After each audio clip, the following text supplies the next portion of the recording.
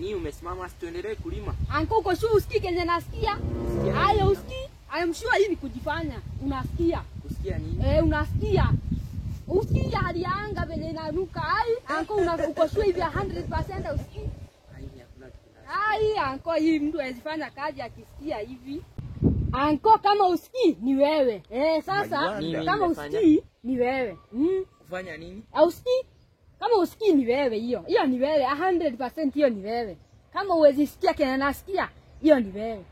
Ni wewe hivi. Anko ananivoea ni mkubwa. Si hadi mtu ananyambaa na mpango. Mtu ananyambaa saa zenye yuko kazi.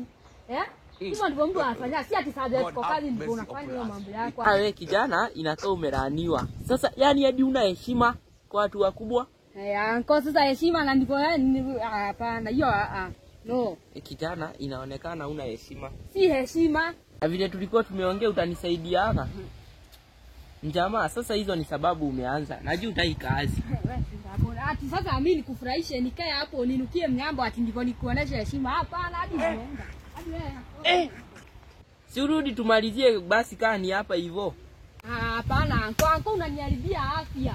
Unafanya tu afya yangu idorote. Hapana mimi nimeenda. Siwezi fanya kazi tena. Hiyo siwezi. Yani utu kutoka hadi hatuna adabu. Na ndivyo ni kadogo. I can't accept that.